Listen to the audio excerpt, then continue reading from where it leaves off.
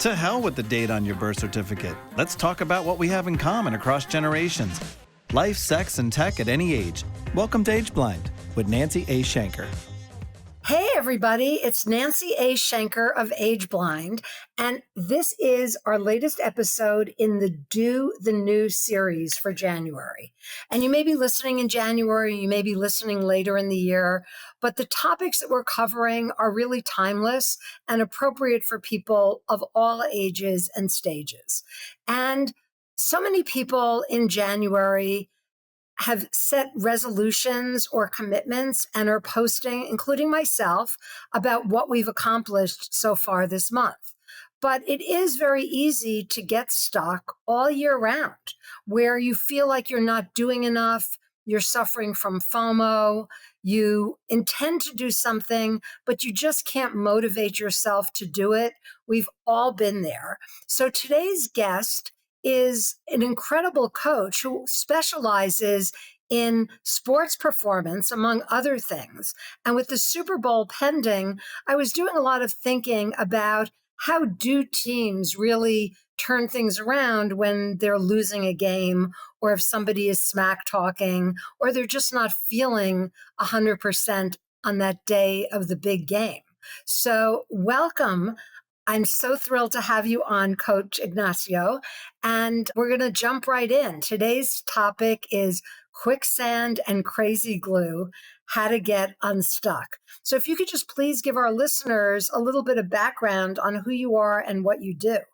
Well, thank you very much for this great opportunity of being here in your podcast and the attention that the people pay to your podcast. I need to be grateful for the attention of the people that is listening to us right now, because the attention is something that it go quickly nowadays. Okay, and attention is one of the process that I work with my clients. I work in 3 areas. I will explain you the triangle on my logo, and these 3 areas, one of them is mental performance. The triangle. I did a master's degree in ergonomics. I have a background in psychology, organizational psychology, clinical psychology. I'm a trainer for the Coaching Federation and also for the Hypnotist Federation, the International Hypnotist Federation here in the United States. So I have different backgrounds, different tools, but the main purpose is the same: improve human performance. Ergonomics is the science of performance. And when you study the people performance, you need to understand 3 main columns of that: your mental performance, your physical performance, because we are mind and body, we connect mind and body, and also our social performance. We have an agreement, a contract between us that is complex to understand when we talk about society, but it's pretty simple when we talk about sports, because the sports have certain techniques. So you don't play in the same way soccer as you play chess. No, it's clear for you because the technical structure on those 2 games are different. And that is what we call the technical performance, the way that people understand, conceptualize something, and connect to that socially. Even expressions like taking your eye off the ball, which have their roots in sports, it applies to life as well. When you talk about apply to your attention, applying how you regulate your mental process to relate to something. And there are many, many phrases that we use in regular life that connect with the sports. That's the reason why my main niche is sports, because it's easily to grasp something that is very complex, as the mental process of each human is very complex. But when you connect it with example in the sports, it's pretty simple. It's pretty simple to understand why a person can be anxious in a field, in a court. It's much more simple to explain that when you're anxious in a company or in a corporation, there is much more variables to the phenomena.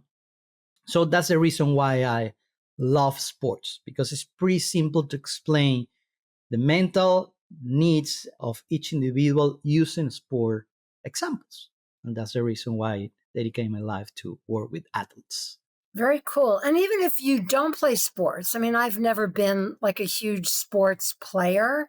I did find working in a male dominated industry, financial services, that adapting some of those techniques to my own life and my own performance really did well for me in understanding, okay, you have a finish line or four quarters of a football game. You have a set period of time in which you need to accomplish something. And when the whistle blows, you're done. Like you can't say, oh, can we go into overtime? Unless, of course, you're tied. Yeah, yeah. Or, showing up on the field suited up and prepared for the game. You wouldn't think to play tennis, which is a sport that I do play, wearing, stiletto heels. So you have to equip yourself for whatever game it is you're playing.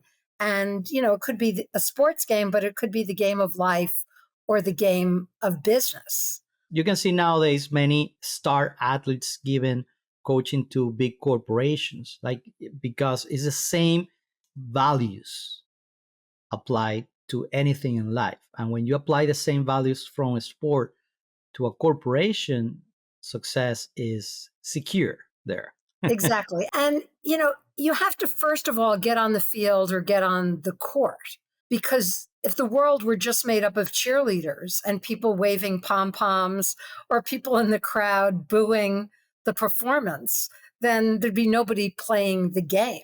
So let's talk for a minute about the people who are on the court or are on the field. How do you psych yourself up to play the game, whether it's recording a podcast or doing a project or participating in some big team activity? Well, I work in the area to help people improve their life, okay? Find that performance. We need to measure first where you are and where you want to be all the time. All the time. You measure when you're in a game, you measure, okay, you are running this amount of distance in this amount of time. You are swimming this distance in this amount of time. Every game you do this amount of goals. Every game you do this amount of passes. So you have, in a sport, you have clear stats numbers to set where you are. Okay, you are doing 5 push-ups right now. You want to move to 25, 50, 100 in a year. So it is clear to see it in the sports where you are physically and technically. So how we do it mentally? Because remember that we work those 3 factors. How we do it mentally. So we have different tools. We have psychometric tools. I have 2 very good assessments that I do at the beginning of my session. If you're the people that is listening to this podcast, send me an email with the word assessment. I will provide them one of the assessment for free. And that assessment will evaluate 3 main areas: resilience, attention, and magnetic attitude. 3 things that are that are pillars for a good athlete. You need to have resilience if you're a good athlete. You need to have attention in what you are doing, and you need to have an amazing attitude. Actually, when my clients come because they want to reach a scholarship in the university, the main thing that they need to improve is the attitude, because it's the main thing that actually coaches and people that is recruiting at the university, they are looking for, because they can work with other things, but they cannot work to transform a negative attitude or a person that is not super positive to work together with a team. Is hard to do. So the coaches in a university are looking for people with an amazing attitude, especially because that value is very important for teamwork. And what do you do, though, if you wake up one day, I always call it playing injured. You drank too much the night before, you ate too much the day before, you sprained your ankle, you wake up and you really just are not in the mood to suit up and get on the field. Do you have any simple techniques that our listeners can do just on their own? Because I did get a couple of calls this week. We're now the 3rd week in January.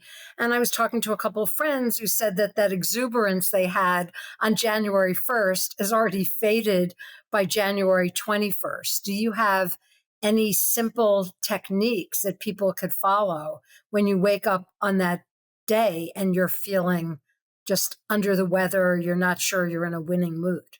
My first question to any client will be, it is real? Like when you break your arm, is solid reality. Okay, you need to rest, you need to take care of your body. Okay, but after that question, people realize, well, it's not really so bad. It's not like I broke my arm. It's not something like that.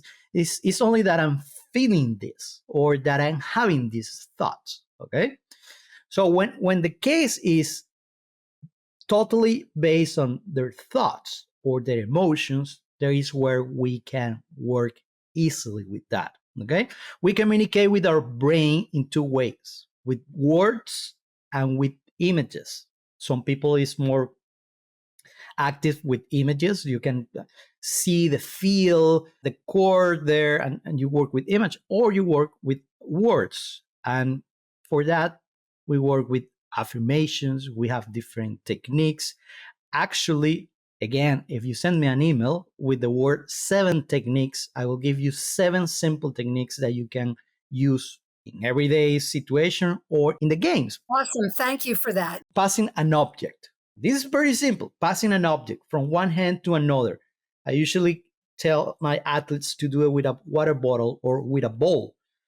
When you do this, you are stimulating both sides of your brain. It's a bilateral stimulation of your brain. When you do this for 2 minutes, first you start thinking, well, Ignacio's little dummy guy and he's forcing me to do this. Only that thought is replacing the thoughts of, I'm tired, I don't want to do this. Okay. But after 2 minutes, all the thoughts stop because you are stimulating your body from one side to another. Actually, studies, if you have more synchronicity with your hands, you can do juggling, like with balls. I actually have it. I have it here because I practice with my clients juggling to do, because you force your brain to do that bilateral stimulation. Now you don't have energy to think, oh, how sad I am, how poor I am, how la la la la la. That is a good exercise. 2 minutes of that every day, and your brain, boom, restart. And I have more techniques like that. But also, you can use techniques that are popular and common in society nowadays, like meditation, like mindfulness, things that bring yourself to the now. Because if you're sad for the past, because we have so many parties in December, all my family, now I am alone. Now it's cold. Now in the United States, like very cold. So you take away those thoughts and you say to yourself, okay, what I want to do, I want to work, I want to go and play, I want to now. And what are the thoughts that I really need now? And you reprogram your brain using mindfulness. And there are many, many techniques related to mindfulness. And mindfulness is very related to religion. So if you practice a religion, I recommend you to use it as a mindfulness technique to go and anchor yourself with the present moment. If you are Christian, Buddhist, Jewish, like all of these religions have mindfulness practice that you can go to and bring yourself to the present. Being in the present is very important because nowadays we live too much in the past, all the things that I felt, I did that, I did this, I did that, or we are thinking too much in the future, the things that we need to do in a week, in 2 weeks, in a month. We need to live a little bit more in the now. And something that you and I were talking about before we started recording is who's on your team.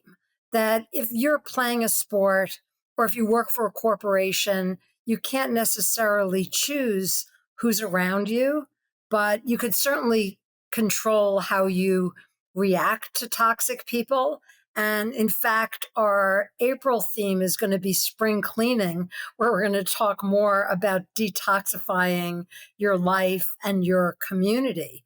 But how do you suggest dealing with the negative Nellies in the world. So I've psyched myself up. I'm all suited up. I'm feeling good about myself. I'm high energy. I get on the field, the metaphorical field, and somebody starts shit talking and grabbing my face mask, metaphorically. How do you deal with that? You can't always just, walk away. But do you have any techniques for dealing with people who are bringing you down when you are really psyched to win the game? I wrote this book that you see here, Work-Life Balance Doesn't Work. And there I analyze different areas in life. And I will give you a simple exercise right now to deal with people and deal with your goals in general. So I analyze there your body, your mind, your relationship, etc., etc. One of the exercises that I work with my client is when you have goals, is that you need to write the title of the goal. When you write a book, the title is attractive. Okay, it's very attractive. For example, I want to be a better soccer player. The subtitle is the promise. When you read a book, the subtitle tells you the promise after you read the book. Okay, what is the promise of being a great soccer player? Well, I will be happy. I will achieve my success. I will find money. I will find a scholarship, etc. And you have the authors, the people that is writing that book with you. So you should put, okay, for example, in my goals to have great podcast information. Yeah, that's the title. Every time I see my podcast, people call me. Well, one of the authors there is Nancy. So Nancy is writing this goal with me. Okay. So I have you as the person that is helping me. So But let's say, for example, Peter is not important. I'm going there to your question.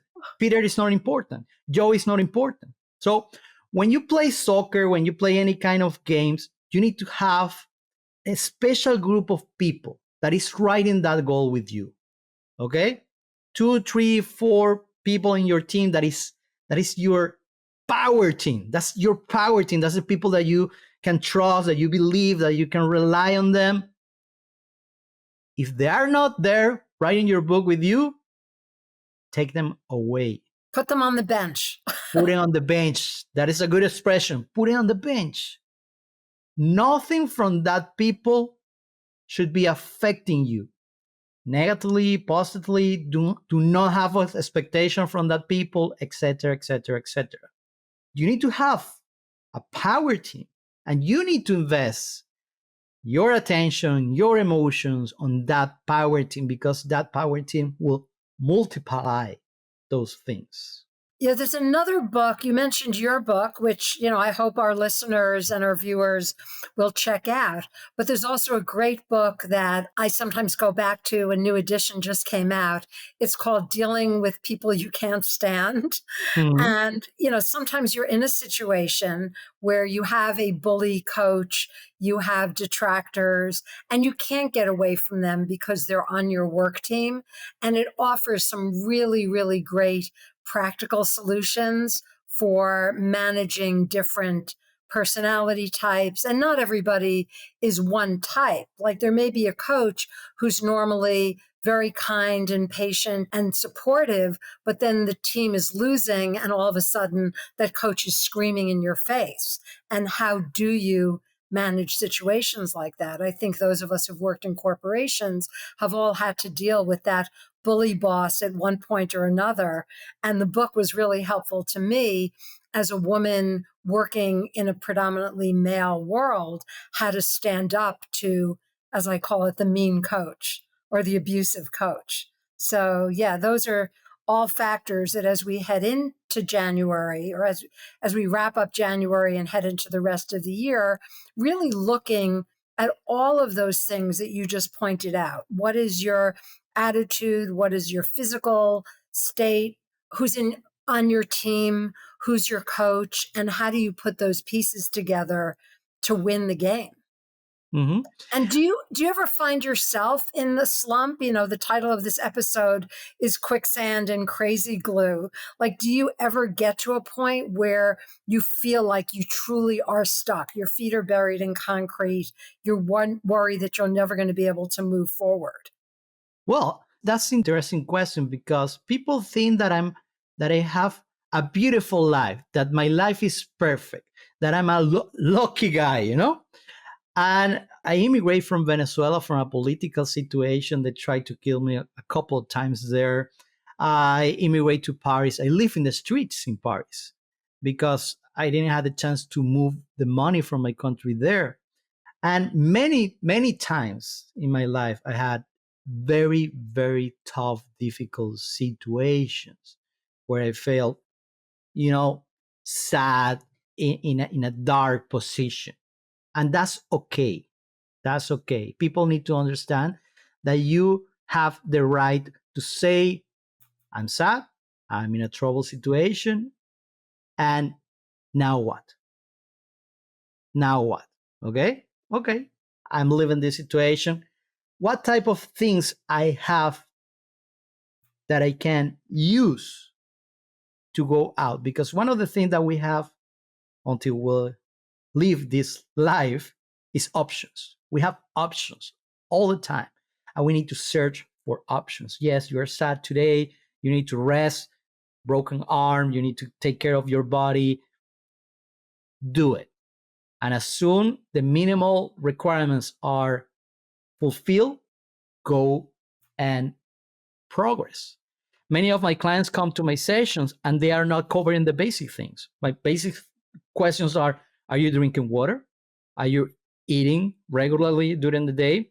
Are you sleeping? How many hours are you sleeping?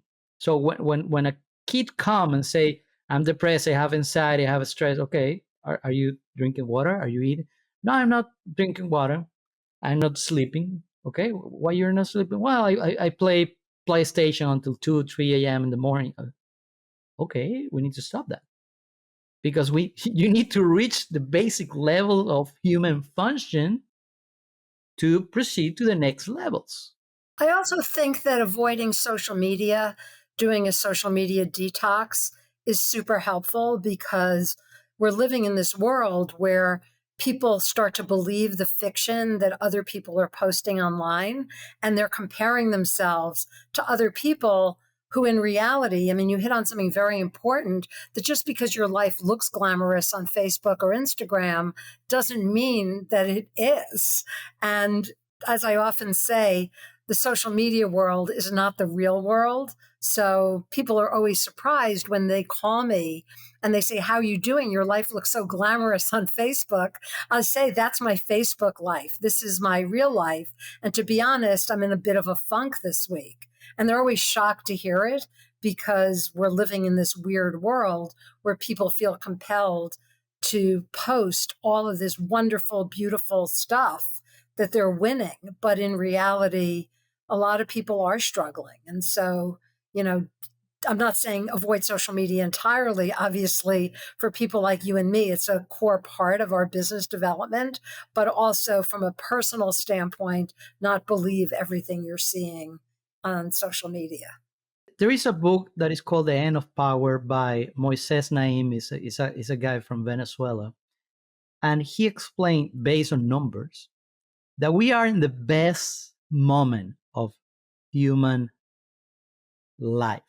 All the numbers. Less people is dying by sickness. More kids are coming to the world without sickness. More people have access to water, etc., etc. You have all the numbers there. You can check it. Okay. In reality, we are living in the best moment for humankind. But mentally, we are creating all these troubles, all these problems, all these situations.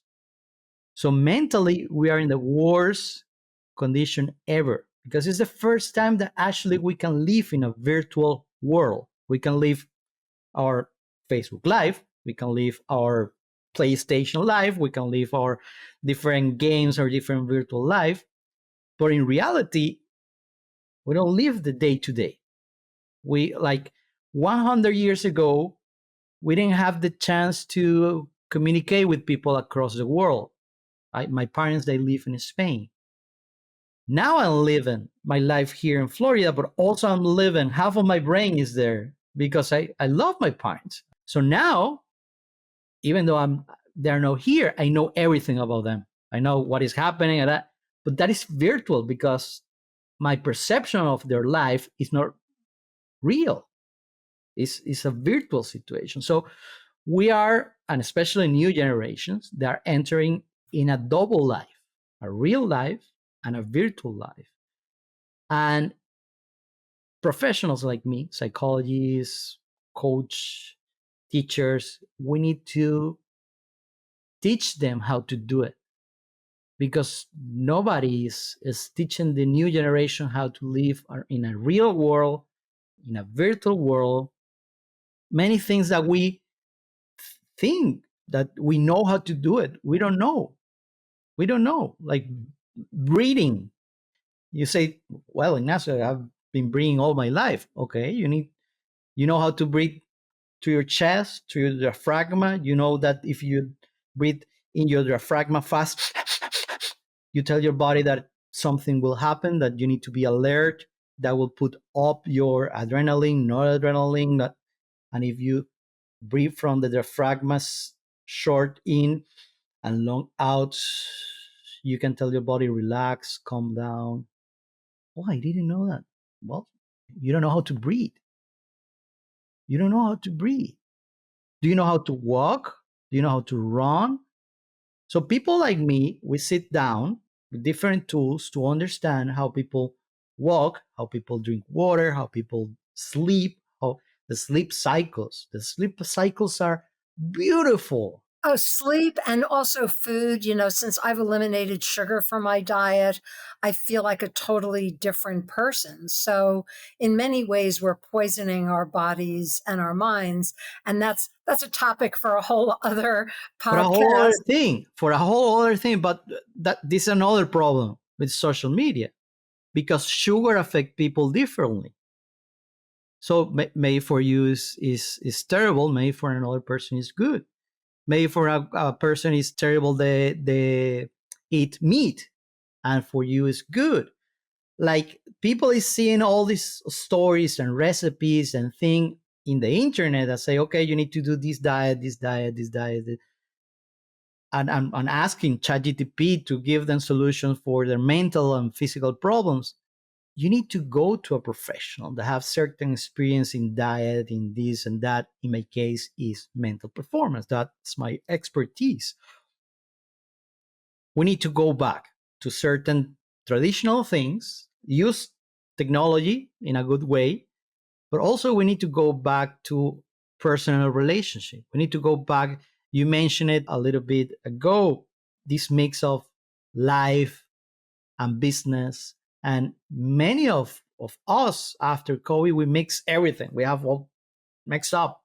My office is my house. Okay, this is my office. 60% of my clients are online clients all over the world. But I want to have at least 40% of my clients face to face. I need to have this human connection because this is my reality. This is what I live. And it is important to teach these new generations both things. That is a great place to wrap up, Coach. So thank you. This has been super helpful. If people want to reach you, Coach Ignacio, IGNACIO.com is his website. That's the website. You can go there, coachignacio.com. You can follow me in Instagram, Ignacio Segovia 1. And you can send me an email at coachignacio at mentalperformance365. If you go to coachignacio.com, you will see my link tree there with all the trainings, with all the coachings. I have a form there that you can contact me. So go to that website and you will be able to ask me any question. Awesome. Thank you so much. And our theme for February is love, hate, and it's complicated. We're going to be tackling some great topics, everything from food to sex toys to weed. It's going to be a wild month. I'm also going to be launching my new brand on February 10th. So if you're listening before then you'll have to be in suspense. And if you're listening afterwards, you'll already know what it is. You can listen to or watch past episodes on YouTube, Spotify, Apple, wherever you happen to get your content.